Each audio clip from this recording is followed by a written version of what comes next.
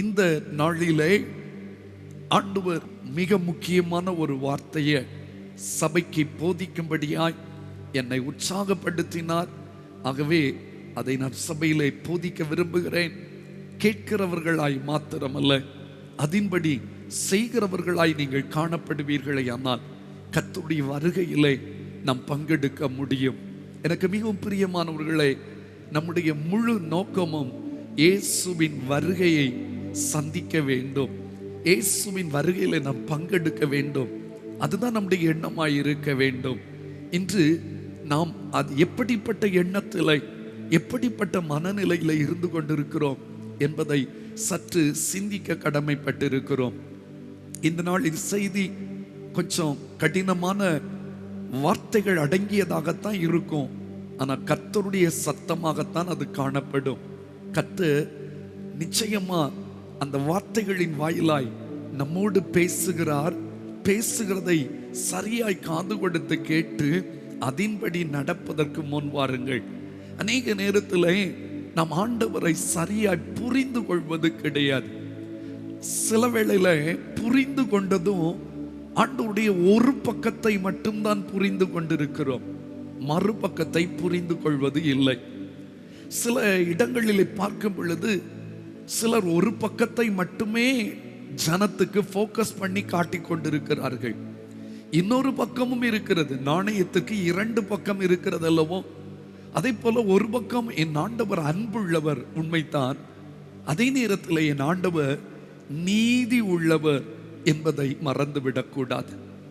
அன்புள்ளவர், ஆசீர்வதிப்பவர், அரவணைப்பவர், ஆறுதல் தருபவர், ஆச்சரியங்களின் தேவன், இவைகள் உண்மை, மறுக்க முடியாது. அதே நேரத்தில் அவர் நீதி செய்கிற தேவன் என்பதையும், அவர் நிச்சயமாய் பதில் கொடுக்கிறவர், பலன் அளிக்கிறவர் என்பதையும் நாம் புரிந்து கொள்ள வேண்டும். அந்த ஆறுதலை நாம் பெற்றுக்கொள்ளுகிற அதே நேரத்தில் எச்சரிப்பினால் உணர்வடைந்து நாம் மனம் திரும்ப வேண்டிய அவசியத்தை கர்த்தர் இன்று உணர்த்துவாராக. வெளிப்படுத்தின விசேஷம் 3வது அதிகாரம் அதனுடைய 7வது வசனம். பிலதெல்பியா சபையின் தூதனுக்கு எழுத வேண்டியது என்னவெனில், பரிசுத்தமுள்ளவரும் சத்தியமுள்ளவரும் தாவீதின் திறவுகோலை உடையவரும் ஒருவரும் பூட்டக்கூடாதபடிக்கு திறக்கிறவரும் ஒருவரும் திறக்கக்கூடாதபடிக்கு பூட்டுகிறவருமாய் இருக்கிறவர் சொல்லுகிறதாவது, ஒருவரும் திறக்கக்கூடாதபடிக்கு பூட்டுகிறவர். எல்லாரும் கவனிக்கிறீங்களா? நம்முடைய ஆண்டவர் யார் தெரியுமா? ஒருவரும் திறக்கக்கூடாதபடிக்கு பூட்டுகிறவர். அதாவது ஒருவரும் பூட்டக்கூடாதபடி திறக்கிறவர் என்றால் கிருபையின் காலம். ஆனால் ஒருவரும் திறக்கக்கூடாதபடிக்கு பூட்டுகிறவர் என்று சொன்னால் அந்த கிருபையின் காலம் முடிகிறது, நியாய தீர்ப்பின் காலம் வரப்போகிறது என்பதை உணர்த்துகிற வார்த்தைகள். இந்த நாளிலும் கூட திறக்கக்கூடாதபடிக்கு பூட்டுகிறவர் என்கிற தலைப்பிலே நான் வேத வசனத்தை உங்கள் நடுவிலே கொடுக்க விரும்புகிறேன். ஆவியானவர் அடிமை மறைத்து நீங்கள் கேட்கும்படியான வார்த்தைகளை வெளிப்படுத்துவாராக. எனக்கு மிகவும் பிரியமானவர்களே, ஆண்டவர் அநேக ஆசீர்வாத வாசல்களை திறக்கிறவர், ரட்சிப்பின் வாசல்களை திறக்கிறவர், மகிழ்ச்சியின் வாசல்களை திறக்கிறவர் என்பதை போதித்த பொழுது அநேகருக்கு உற்சாகம் உண்டானது.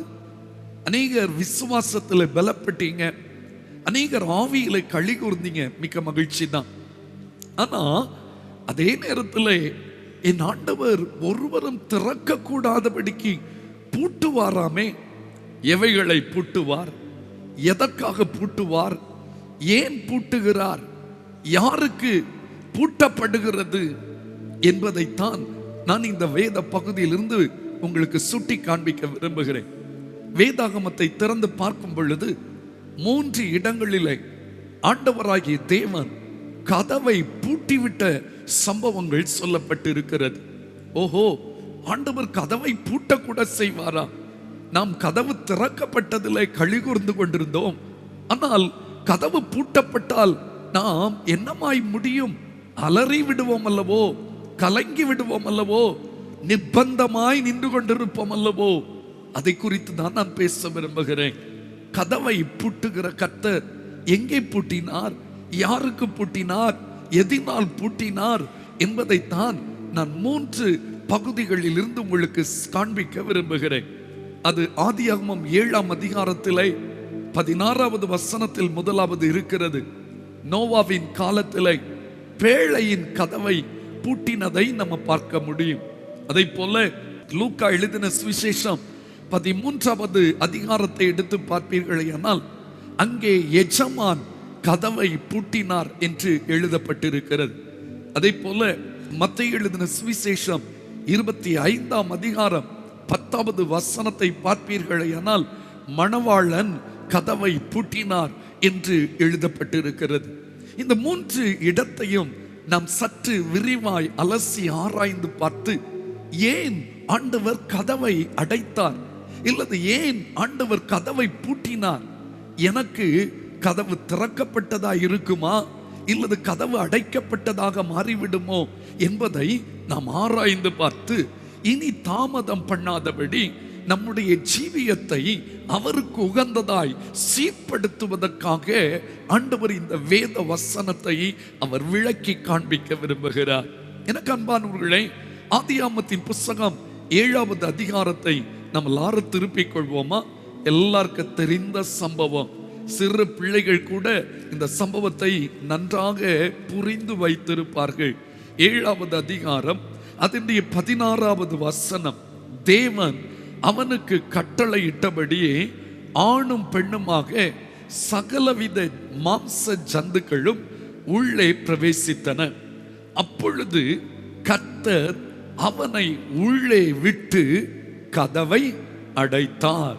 அப்பொழுது கர்த்தர் அவனை உள்ளே விட்டு கதவை என்ன செய்தாராம், அடைத்தார் என்று எழுதப்பட்டிருக்கிறது.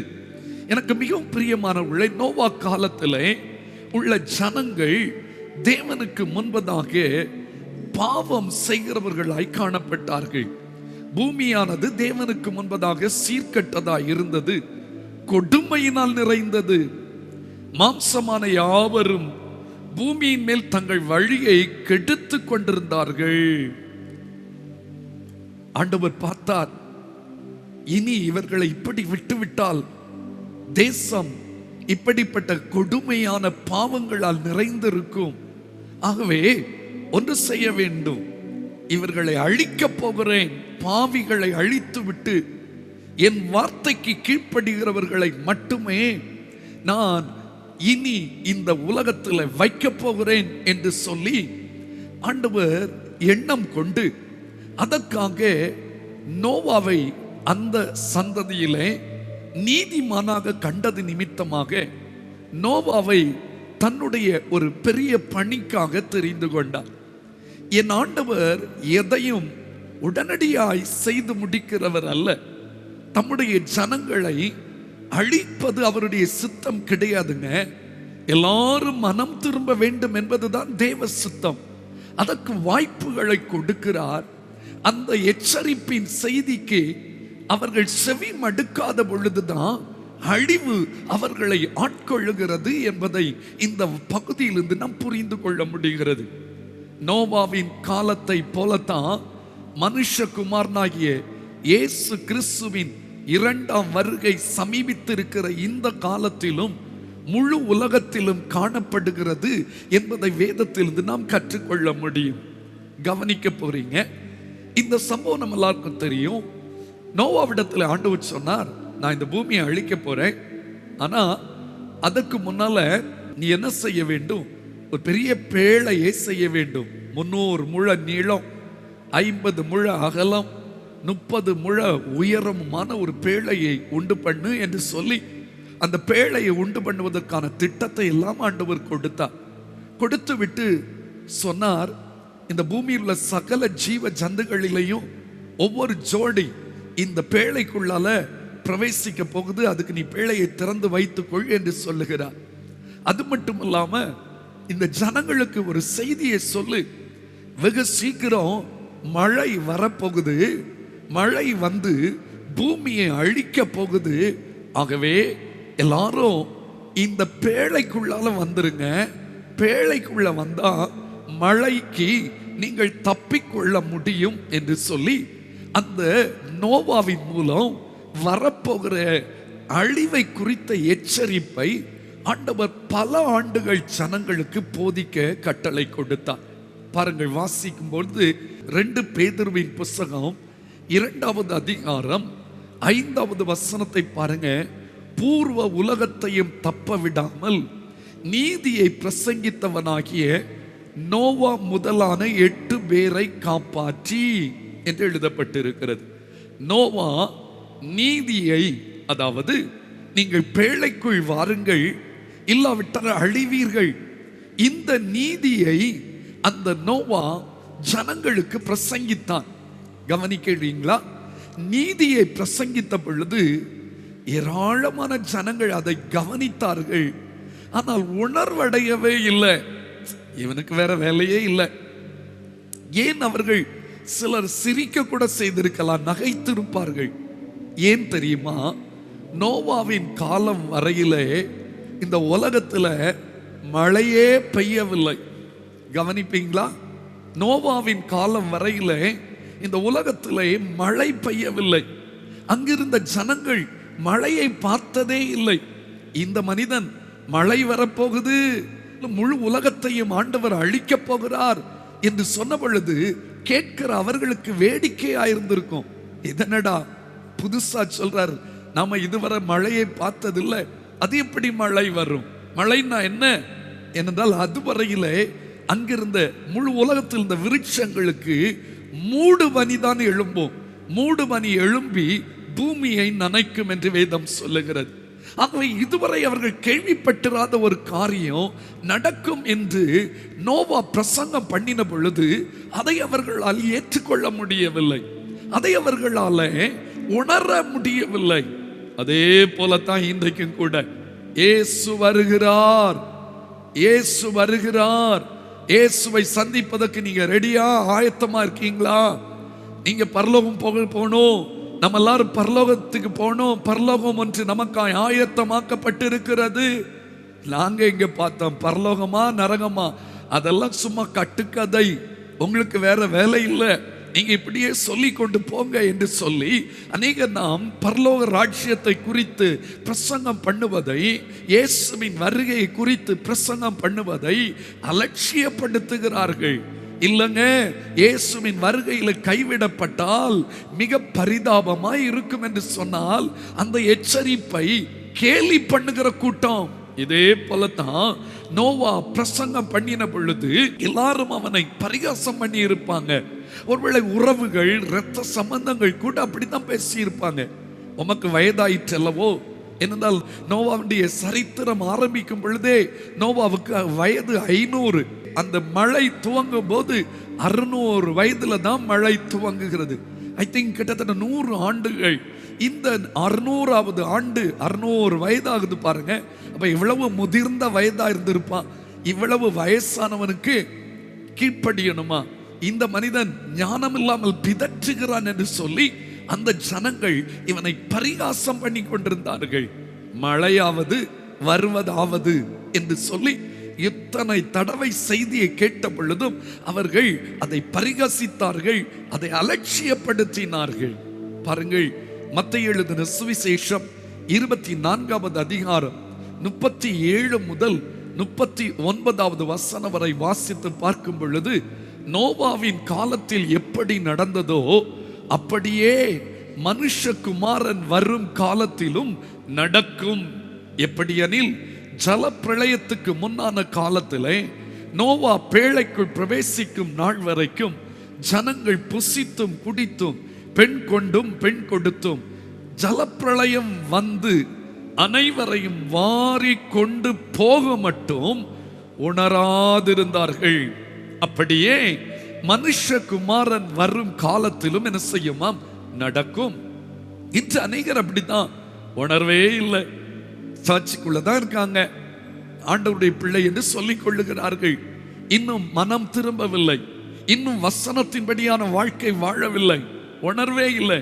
கசப்பு வைக்க கூடாது, எல்லாரையும் நேசிக்கணும், எல்லாரையும் அன்பா இருக்கணும், எல்லாரையும் மன்னிக்கணும். வசனத்தை கேட்கிறாங்க, ஆனா உணர்வற்ற ஜீவியம் செய்கிறார்கள். வெள்ளம் வந்து வாரி கொண்டு போகும் மட்டும் உணராதிருந்தார்கள் ஐயா. ஜல பிரளயம் வந்து வாரி கொண்டு போக மட்டும் அவங்க உணரல. அப்படியே மனுஷகுமாரன் வரும் காலத்திலும் என்ன செய்யுமா, நடக்குமா? அதுதான் நடந்து கொண்டிருக்கிறது.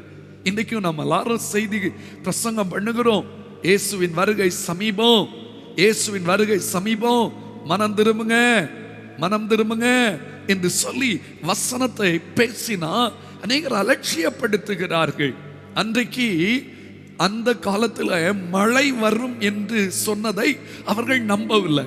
ஆனா இனி ஆண்டவர் தண்ணீரினால இந்த உலகத்தை அழிக்க மாட்டேன், அக்கினினால அழிப்பேன் சொல்லி இருக்கிறார்.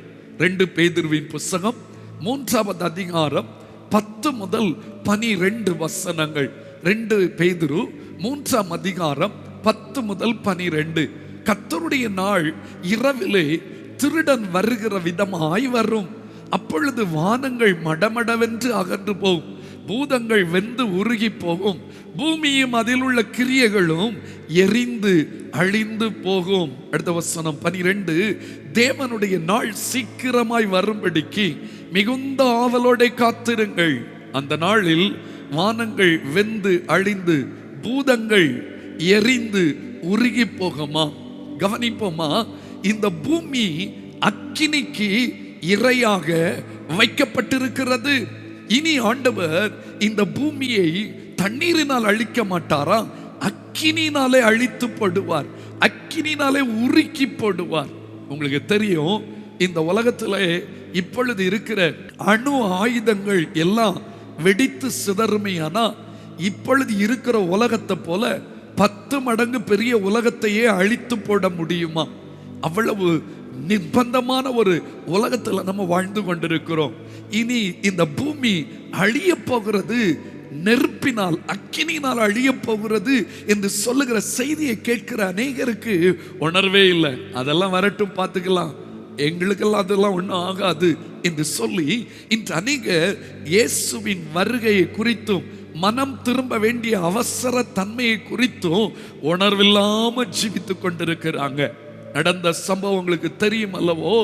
ஆண்டவர் சொன்னபடியே அந்த நோவா அந்த குறிப்பிட்ட காலத்துல, அதிலும் முக்கியமா பாருங்க, அந்த ஜீவ ஜந்துக்கள் எல்லாம் உள்ளே போய்விட்டன. ஆதியாகமத்தின் புஸ்தகம் 6வது அதிகாரம் 7வது அதிகாரத்தையும் நீங்க வீடுகளில் வாசித்து பார்ப்பீர்கள். ஏன்னா ஆச்சரியமா இருக்கும். 9வது வசனம் 7வது அதிகாரம் 9வது வசனம், ஆணும் பெண்ணும் ஜோடு ஜோடாக நோவாவிடத்தில் பேழைக்கு உட்பட்டன. 10வது வசனம், 7 நாள் சென்ற பின்பு, எல்லாம் பேழைக்கு உள்ள போன பிற்பாடு திரும்பவும் 7 நாள் டைம் கொடுத்திருக்கார் ஆண்டவர். பாருங்கள், 5 அறிவுள்ள ஜீவராசிகள் எல்லாம் ஆண்டவருடைய கட்டளைக்கு கீழ்ப்படிந்து உள்ளே போய்விட்டன. ஆனால் அதற்கப்புறமும் கூட மனிதனுக்கு உணர்வு வரவில்லை. இன்னும் 7 நாள் ஆண்டவர் பொறுத்து பார்த்தார். சரி, இந்த வாய்ப்பிலேயாவது இவன் மனம் திரும்புவான், இந்த நாளிலாவது இவன் மனம் திரும்புவான் என்று. அருமையான சகோதரா சகோதரி, வாலிப தம்பி தங்கச்சி, இது ஒரு கிருபையின் காலம். எத்தனையோ வாய்ப்பு உனக்கு கொடுக்கப்பட்டது. ஒருவேளை இது கடைசி சந்தர்ப்பமாக கூட இருக்கலாம். உனக்கு கிடைத்த இந்த நாளிலாகிலும் 7 நாள் ஆண்டவர் கூட்டி கொடுத்தார். ஆனா ஒருத்தருமே அந்த எச்சரிப்பின் சத்தத்திற்கு செவி கொடுக்காதபடி அலட்சியப்படுத்தினார்கள். அப்பொழுது ஆண்டவர் நோவாவின் குடும்பத்தை பேழைக்குள்ளே அனுப்பிவிட்டு ஆண்டவர் கதவை அடைத்தாராம். ஏன் கதவை அடைத்தார் தெரியுமா? சொல்லுங்களேன், ஏன் கதவை அடைத்தார்?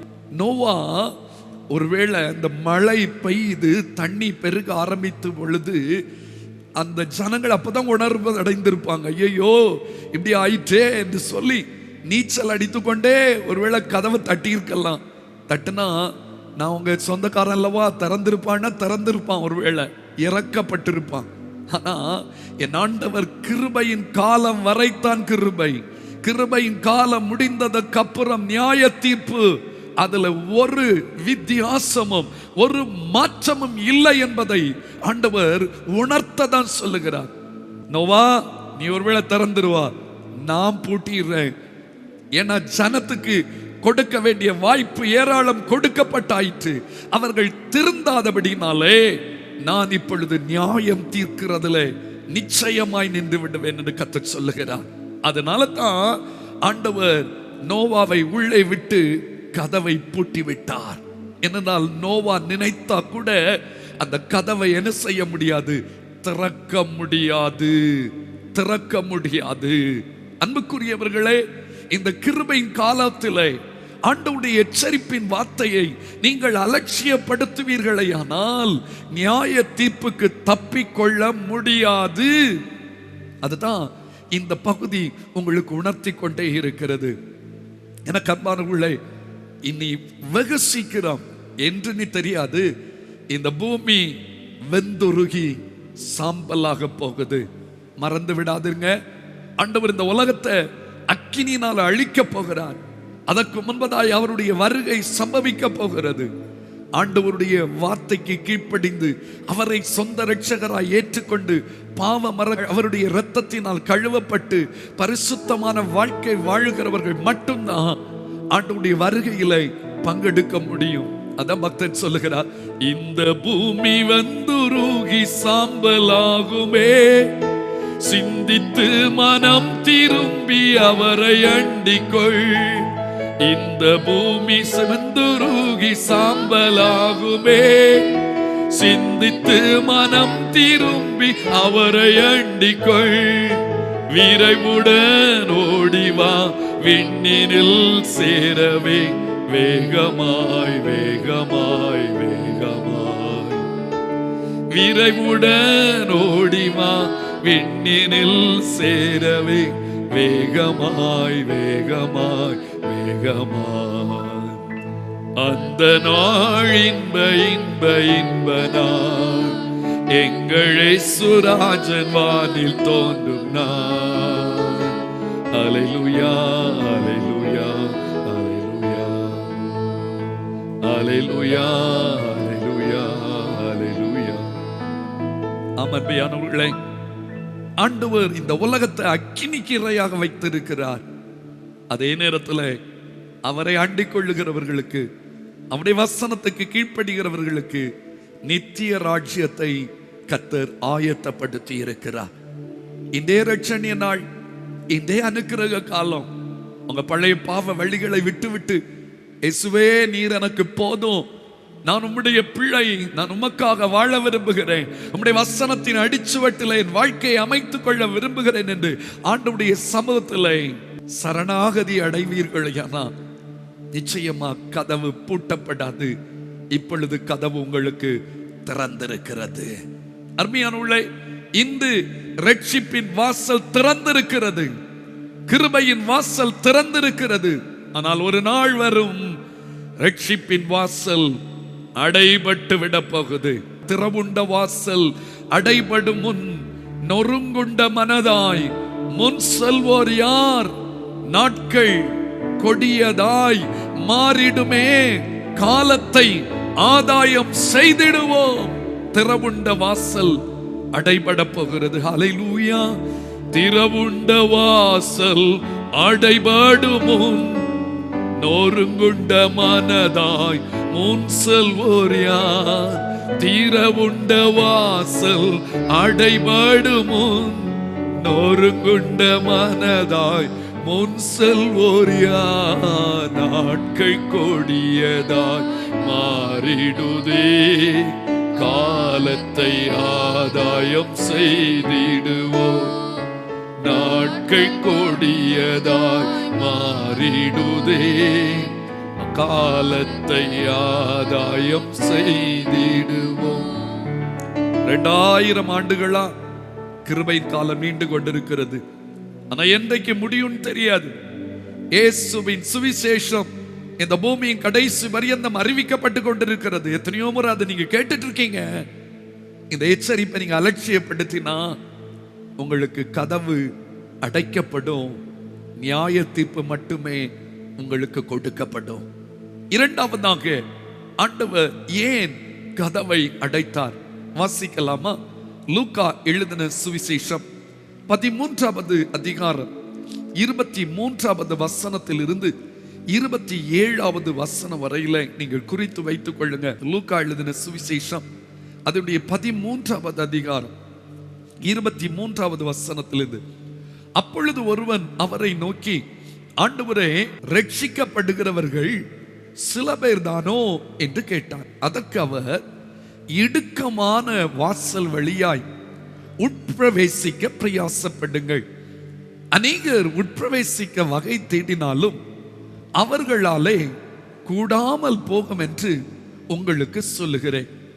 வீட்டெஜமான் எழுந்து கதவை பூட்டின பின்பு நீங்கள் வெளியே நின்று, ஆண்டவரே, ஆண்டவரே, எங்களுக்கு திறக்க வேண்டும் என்று சொல்லி கதவை தட்டும் போது அவர் பிரதியுத்தரமாக, நீங்கள் எவ்விடத்தாரோ உங்களை அறியேன் என்று உங்களுக்கு சொல்லுவார். அப்பொழுது நீங்கள், உம்முடைய சமூகத்தில் போச்சனபானம் பண்ணினோமே, நீர் எங்கள் வீதிகளில் போதகம் பண்ணினீரே என்று சொல்லுவீர்கள். ஆனாலும் அவர், நீங்கள் எவ்விடத்தாரோ உங்களை அறியேன், அக்கிரமக்காரராகிய நீங்கள் எல்லாரும் என்னை விட்டு அகன்று போங்கள் என்று சொல்லுவார் என்று உங்களுக்கு சொல்லுகிறேன். கவனிக்கிறீங்களா?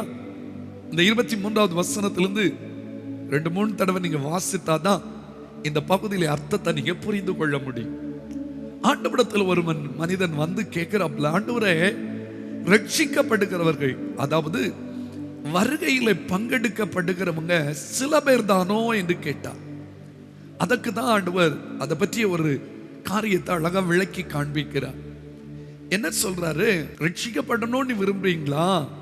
அப்படியானா நீங்க எப்படி போகணும் தெரியுமா? இடுக்கமான வாசல் வழியே உட்பிரவேசிக்க என்ன செய்யுங்கள்? பிரயாசப்படுங்கள். அநேகர் உட்பிரவேசிக்க வகை தேடினாலும் அவர்களாலே கூடாமல் போகும் என்று உங்களுக்கு சொல்லுகிறேன். 24வது வசனத்திலே நிற்கிறேன். இடுக்கமான வாசல் வழியாய் உட்பிரவேசிக்க பிரயாசப்படுங்க. அநேகர் உட்பிரவேசிக்க வகை தேடினாலும் அவர்களாலே கூடாமல் போகும் என்று உங்களுக்கு சொல்றேன். ட்ரை பண்றாங்க, ஆனா முடியல அவங்களா. இதை மத்தேயு எழுதின சுவிசேஷத்தில் இன்னும் தெளிவாய் நாம் புரிந்து கொள்ள முடியும். 7வது அதிகாரம், மத்தேயு 7ஆம் அதிகாரம் 13-14வது வசனம். இடுக்கமான வாசல் வழியாய் உட்பிரவேசியுங்கள்.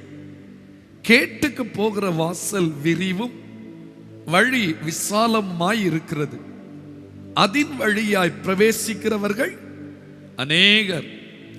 ஜீவனுக்கு போகிற வாசல் இடுக்கமும் வழி நெருக்கமுமாய் இருக்கிறது, அதை கண்டுபிடிக்கிறவர்கள் சிலர். இந்த வார்த்தைகள்ல ஒவ்வொரு வார்த்தைக்கும் அர்த்தம் இருக்குது பாருங்க. அதை கண்டுபிடிக்கிறவர்கள் சிலர் தான். நிறைய பேருடைய கண்களுக்கு அது மறைவாய் இருக்கிறது. கவனிக்கிறீங்களா? ஒரு முறை கூட அந்த 13வது வசனத்தை பாருங்க. மத்தேயு 7:13. இடுக்கமான வாசல் வழியாய் உட்பிரவேசியுங்கள். கேட்டுக்கு போகிற வாசல் விரிவும் வழி விசாலமாய் இருக்கிறது, அதின் வழியாய் பிரவேசிக்கிறவர்கள் அநேகர். ஏராளமான பேர் போறாங்க. ஆனா 14, ஜீவனுக்கு போகிற வாசல், அதான் பரலோகத்துக்கு போகிற வாசல் இடுக்கமும் வழி நெருக்கமுமாய் இருக்கிறது, அதை கண்டுபிடிக்கிறவர்கள் சிலர் என்று எழுதப்பட்டிருக்கிறது. யாருக்கு எஜமான் வந்து கதவை பூட்டிடுவார் தெரியுமா? இந்த இடுக்கமான வாசல் வழியே பிரவேசிப்பதற்கு அந்த வாசலை கண்டுபிடிக்காதவர்களுக்கு, அதிலே அவர்கள் இன்னும் பிரயாசப்படல. இடுக்கமான வாசல் வழியே தான் நம்ம போக வேண்டியது இருக்கு.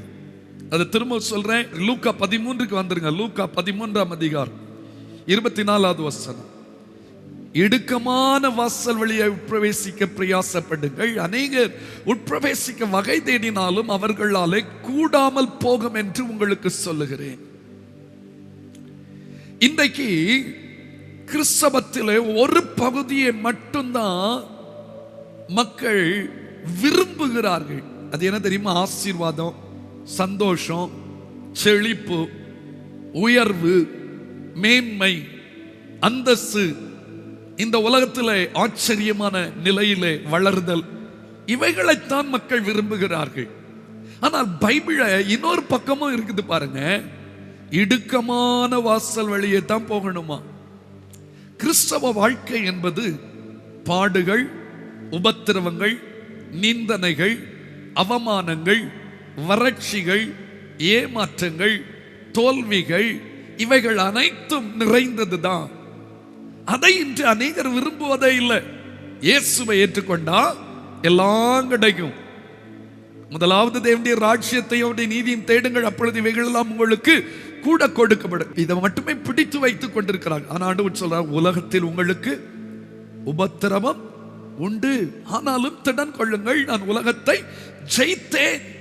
இன்று யாருக்கும் அது பிரியம் இல்லைங்க. கிறிஸ்துவுக்காக வாழ்கிறவர்கள் நிச்சயமா கஷ்டமான பாதைகளை கடந்து வந்தே ஆக வேண்டும். ஸ்தோத்திரம். அருமையான உள்ள கிறிஸ்துவுக்காக இழந்தவர்கள் தான் அதிகமான பேர். கிறிஸ்துவுக்காக நஷ்டப்பட்டவர்கள் தான் அதிகமான பேர். மனுஷர் உங்கள் பேரில் பொய்யாய் பேர் சொல்லுவாங்களே ஆனா, பேசுவாங்களே ஆனா, சந்தோஷப்பட்டு களி கூறுங்க. நிந்தனை, அவமானம், பரிகாச பொருளாய் நாம் மாற்றப்படலாம். தலையில ஏறி மிதிக்கலாம். வருத்தமான பாரங்கள் சுமத்தப்படலாம். கஷ்டங்கள், கண்ணீர்கள், கவலைகள் ஆண்டவரை பின்பற்றுவது நிமித்தமாய் வரலாம். அதன் நடுவிலே ஆண்டவருக்காக வைராக்கியமா நிற்கிறவர்களுக்கு தான் கதவு திறக்கப்படுமே ஒழிய, இடுக்கமான வாசல் வழியே பிரவேசிப்பதற்கு விரும்பாதவர்களுக்கு கதவு பூட்டப்படும். சந்தேகமே கிடையாது. இன்றைய கிறிஸ்தவம் தன்னுடைய சாரத்தை இழந்தது போல தென்படுகிறது. பைபிளை சரியா போதிப்பது இல்லை. எங்கெல்லாம் ஆசீர்வாத வசனங்கள் உண்டோ அதெல்லாவற்றுக்கும் நம்ம கோடு போட்டு வச்சுக்கோம்ல. கொஞ்சம் யோசிச்சு பாருங்க. நம்ம பைபிளை நம்ம கலர் கலரா கோடு போட்டு வச்சிருப்போம். எந்த வசனத்தெல்லாம் கோடு போட்டு வச்சிருப்போம்? வாக்குத்தத்த வசனம், தீர்க்க தரிசன வசனம், ஆண்டவர் என்னோட இப்படி பேசினாரு, அதைத்தான் பேசி கோடு போட்டு வைத்திருப்போம். ஆனா இப்படி நான் நடக்கணும்னு கர்த்தர் என்ன சொன்னாருன்னு ஏதாவது உணர்த்தப்பட்டு நீங்க கோடு போட்டு வச்சிருக்கீங்களா? முக்கியத்துவப்படுத்தி வைத்திருக்கீங்களா? யோசிச்சு பாருங்க. ஏனென்றால் நம்முடைய மனநிலை உலக ஆசீர்வாதத்திலும் உலகத்தின் செழிப்பின் மேலையும் மட்டும்தான் பதிந்து போய்விட்டது. இன்றைய தேவ மனிதர்கள் என்று சொல்லுகிறவர்களும் மக்களுக்கு அதைத்தான் எடுத்து காட்டுகிறார்களே ஒழிய, இன்னொரு பக்கம் கிறிஸ்தவத்தில் பாடுகள் இருக்கிறது, கஷ்டங்கள் இருக்கிறது, நிந்தனைகள் வரும், அவமானம் வரும். ஸ்தோத்திரம். இதை யாருமே புரிந்து கொள்ள வைப்பதும் இல்லை. இதை யாரும் புரிந்து கொள்வதற்கு விரும்புவதும் இல்லை. அன்புக்குரியவர்களே, இந்த பகுதியை நீங்க திரும்ப திரும்ப வாசிச்சு பாருங்க. லூக்கா 13:24. இடுக்கமான வாசல் வழியாய் உட்பிரவேசிக்க பிரயாசப்படுங்கள். அநேகர் உட்பிரவேசிக்க வகை தேடினாலும் அவர்களாலே கூடாமல் போகும் என்று உங்களுக்கு ட்ரை பண்றாங்க. சரி, நான் கஷ்டத்தினால நிப்பேன்னு சொல்லுவோம். ஒரு தடவை பிரச்சனை வந்த உடனே கொஞ்ச நாள் நிற்பாங்க. அடிக்கடி தொடர்ச்சியான சில இழப்புகள், நஷ்டங்கள், தோல்விகள், ஏமாற்றங்கள் வரும் பொழுது இப்படியெல்லாம் என்னால் வாழ முடியாதுங்க, இப்படியெல்லாம் கிறிஸ்தவம் இருக்கும்னு தெரிஞ்சிருந்தா நான் வந்திருக்கவே மாட்டேன்னு சொல்லி பின்வாங்கி போன அநேகர் உண்டு. ஆண்டவர் சொல்லுகிறார், ஒருவன் என்னை பின்பற்றி வர விரும்பினால் தன்னைத்தான் வெறுத்து தன் சிலுவையை எடுத்து தோள சுமந்து என்னை பின்பற்றி வரணும். இன்றைக்கு தன்னை வெறுப்பதற்கும் ஆயத்தம் இல்லை, சிலுவையை சுமப்பதற்கும் ஆயத்தம் இல்லை. ஆனா பரலோகம் போவதற்கு நான் ரெடி என்று சொல்லி பகல் கனவு கண்டு கொண்டிருக்கிற கிறிஸ்தவர்கள் அநேக பேர் உண்டு. நீங்க எப்படிப்பட்டவங்க? கிறிஸ்துவுக்காக என்ன வந்தாலும் நான் வாழ்வதற்கு ஆயத்தம். பாருங்க, கிறிஸ்துவுக்காய் வாழ்ந்தபடினால தான் யோவான் அப்போஸ்தலன் நாடு கடத்தினார்கள். அநேகர் இரத்த சாட்சியாய் மரித்தார்கள், அநேகர் அவமானப்பட்டார்கள், நிந்தனைகள். அப்போஸ்தலன் பவுலுடைய சரித்திரத்தை பாருங்க.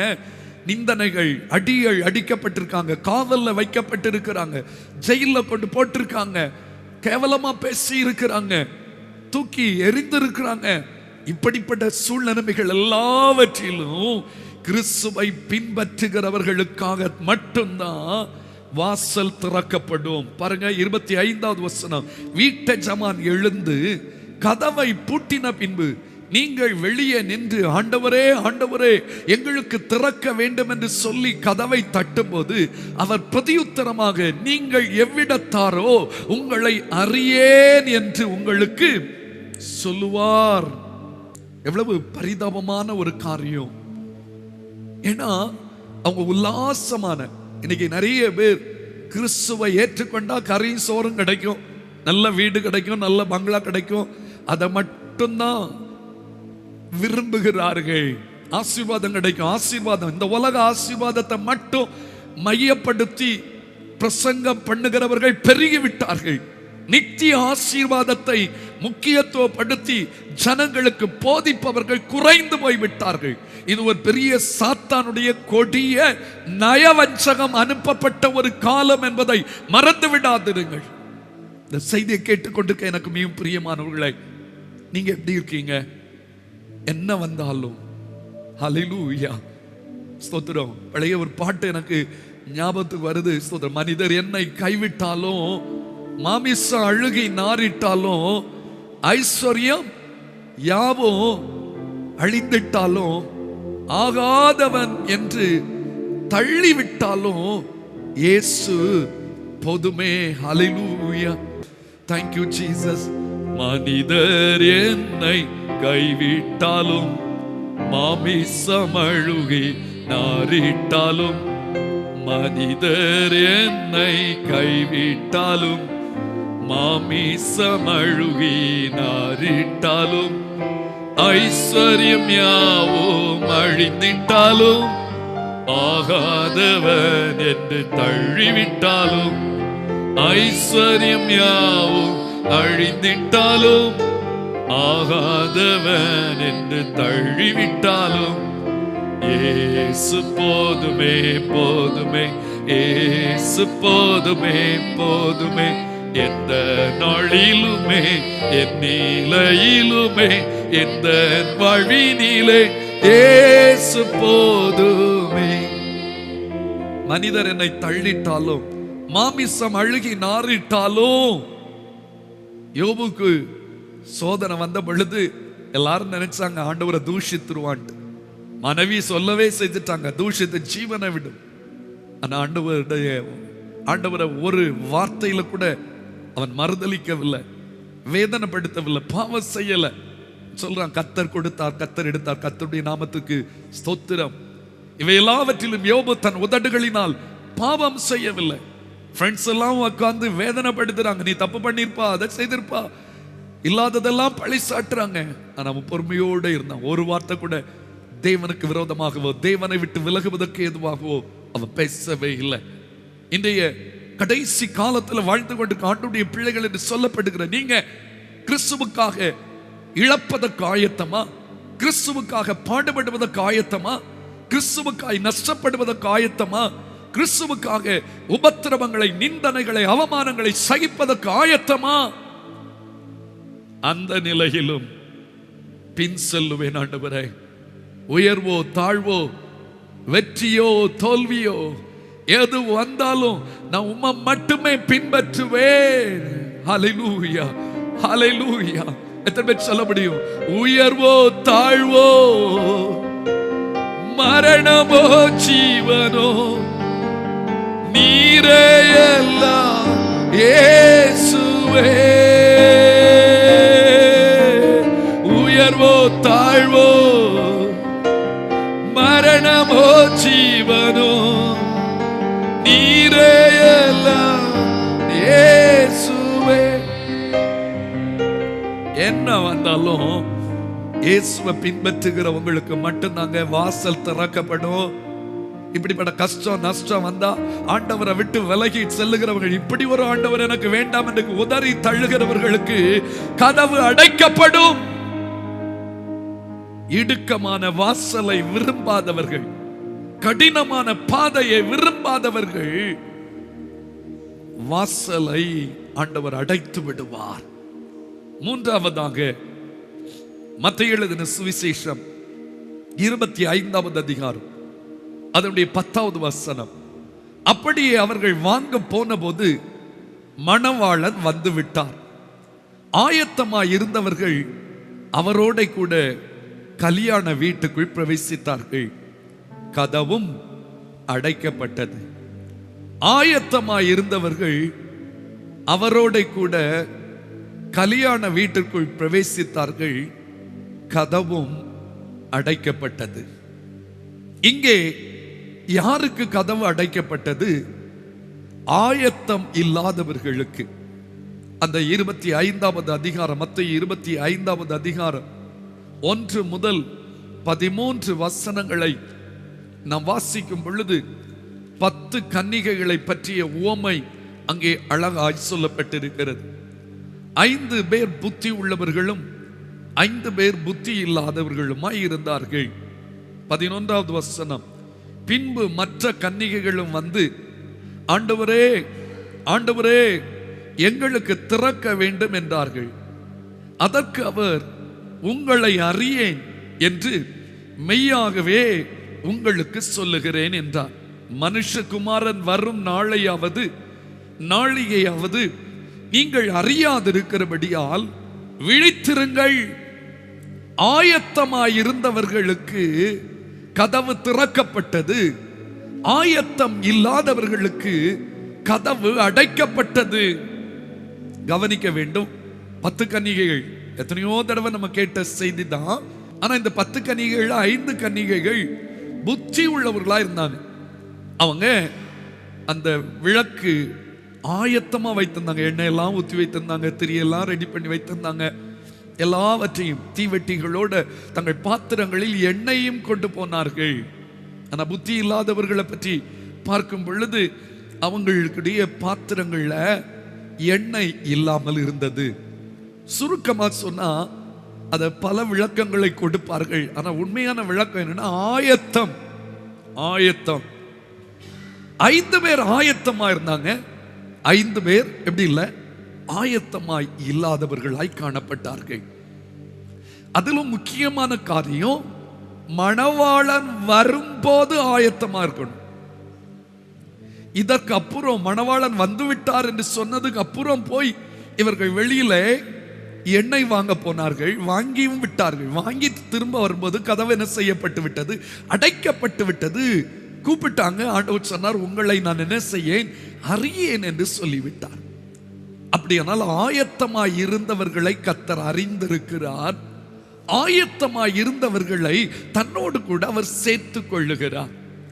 ஆயத்தமாய் இருக்கிறவர்களை தன்னோடு கூட சேர்த்துக் கொள்வதற்காகத்தானே இயேசு ராஜா வருகிறார். இந்த செய்தி என்ன தெரியுமா?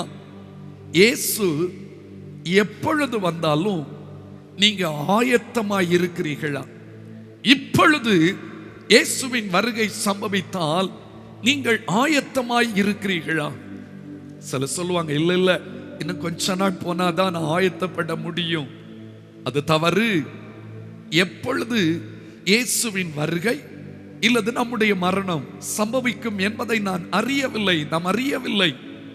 ஆகவே எப்பொழுதும் நாம் எப்படி இருக்க வேண்டுமாம், ஆயத்தமாயிருங்கள். மத்தேயு எழுதின சுவிசேஷம் 24:44 பாருங்கள். நீங்கள் நினையாத நாளிகையிலே மனுஷகுமாரன் வருவார், ஆதலால் நீங்களும் எப்படி இருங்கள், ஆயத்தமாயிருங்க. மனம் திரும்பிட்டீங்களா? பாவ மன்னிப்பு நிச்சயமாகி ரட்சிப்பை பெற்றுட்டீங்களா? ஞானஸ்நானம் எடுத்துட்டீங்களா? அபிஷேகத்தை பெற்று ஆவியானவரால் நடத்தப்படுறீங்களா? உலகம் உங்களுக்கு வெறுப்பா இருக்குதா? உன்னதர் உங்களுக்கு விருப்பமா இருக்காரா? ஜபத்துல வேதம் வாசிப்பதுல உறுதியா இருக்கீங்களா? ஆண்டவருடைய பிள்ளைகளிடத்துல அன்பை பரிமாறுறீங்களா? தெய்வீக சிந்தை உங்களுக்கு காணப்படுகிறதா? ஆயத்தமா இருக்கணும். ஏதாகிலும் உங்கள் ஜீவியத்தில் குறைவு இருக்குமே, ஒரு சின்ன குறைவு, யாரோ ஒரு ஆளை மன்னிக்காத ஒரு சிந்தை, யாரோ ஒரு ஆளுக்கு கொடுக்க வேண்டிய அந்த நன்மையை கொடுக்கிறதுக்கு மனம் வராத ஒரு காரியம், ஏதோ ஒரு சின்ன கசப்பு, ஏதோ ஒரு சின்ன வைராக்கியம், இது கூட குறைவு தானே.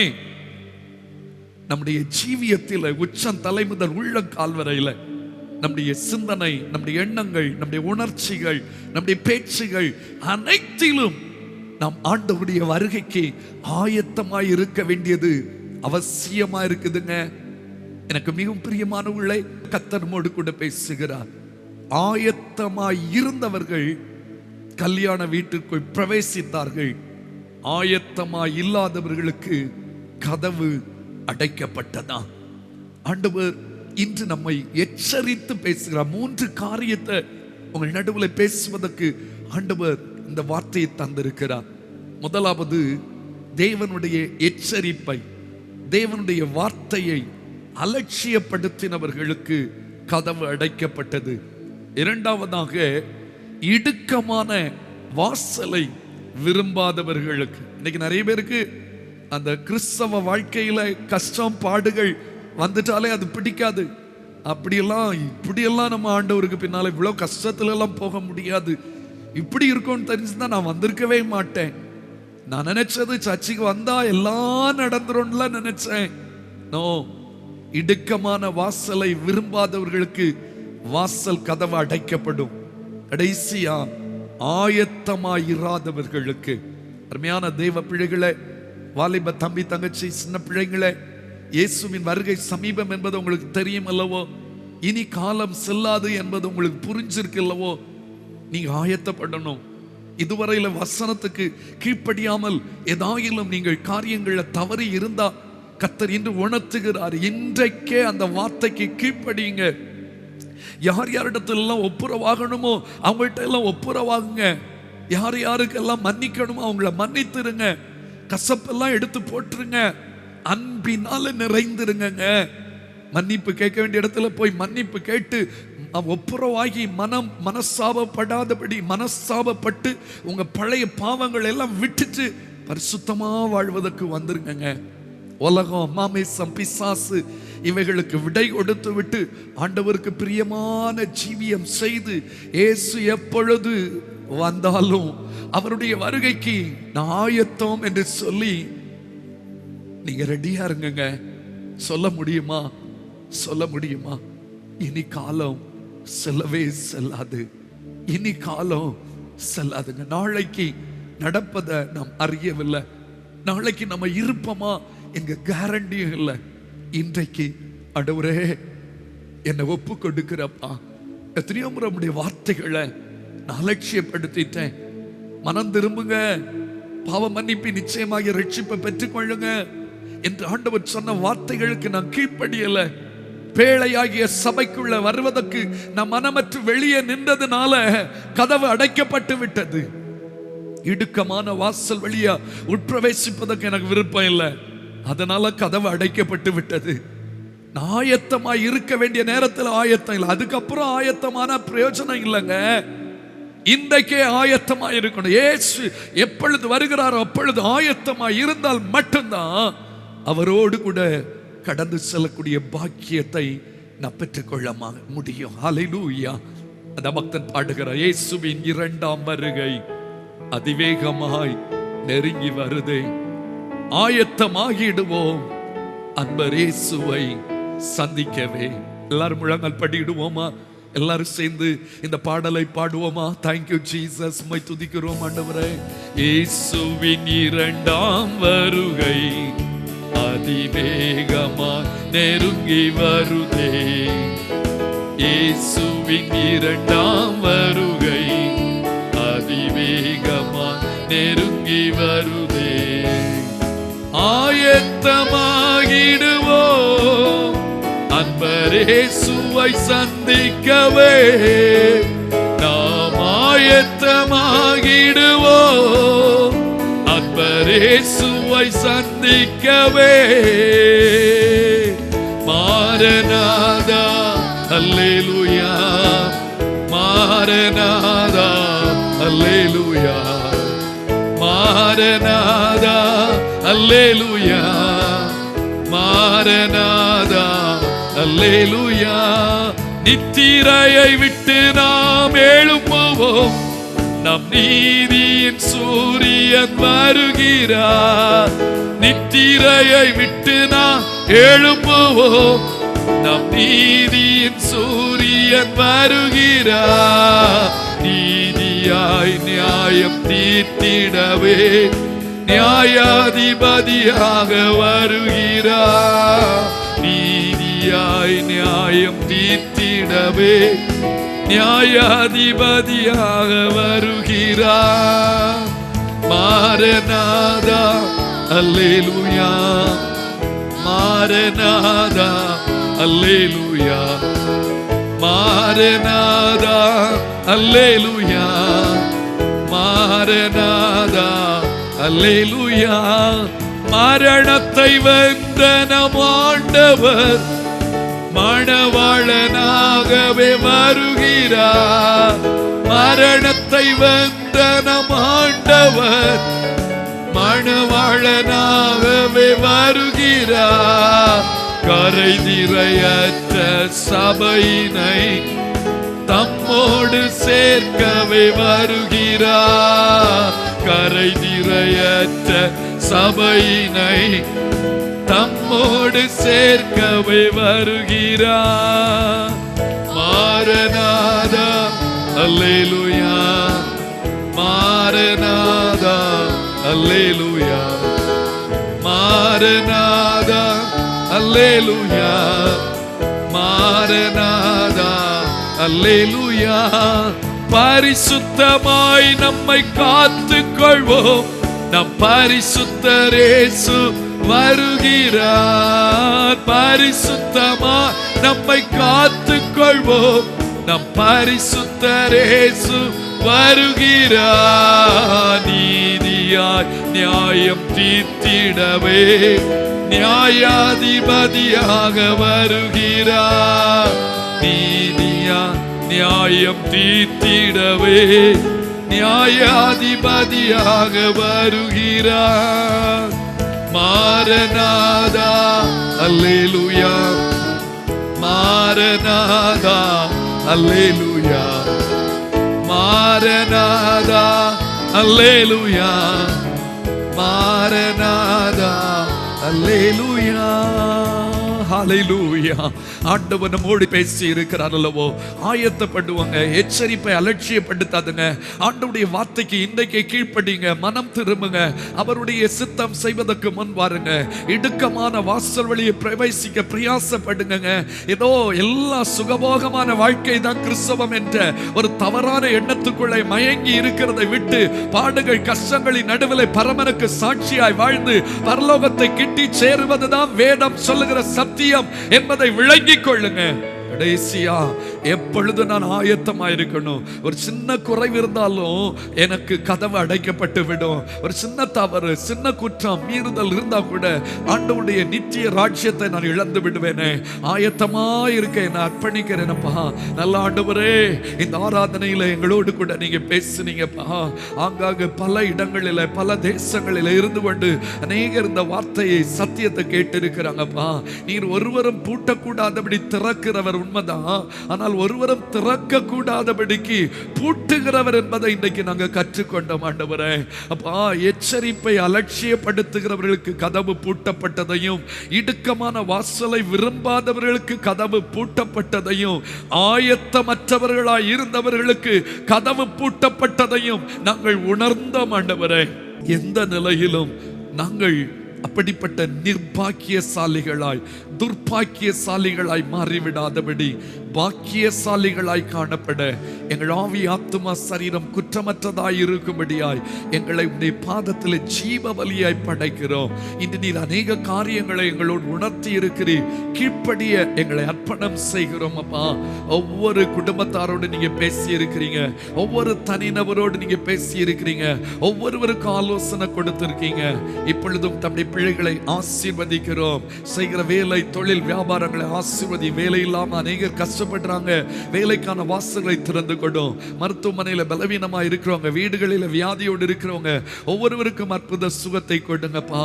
இப்பொழுதும் உடைய நாமத்திலே எங்க சபை மக்கள் இந்த ஆராதனையில யார் யார் பங்கெடுத்தாலோ, எந்த தேசத்திலிருந்து பங்கெடுத்தாலும் அவர்களை ஆசீர்வதிக்கிறோம். இந்த வசனங்கள் தொடர்ந்து இவர்கள் வாழ்க்கையை உம்முடைய வருகைக்கு ஆயத்தப்படுத்துவதற்கு ஏதுவாய் அவர்கள் திரும்பவும் அதை தியானிக்க கர்த்தர் உணர்த்தி அருளும்படி செபிக்கிறோம். யாவரையும் ஆசீர்வதிக்கிறோம். உம்முடைய திரு சன்னிதானத்தில் எங்களை அர்ப்பணம் செய்கிறோம். எங்களோடு கூட இருப்பவரும் மீண்டும் வரப்போகிற தெய்வமாம் இயேசுவின் நாமத்தில் ஜெபிக்கிறோம் நல்ல பிதாவே, ஆமென்.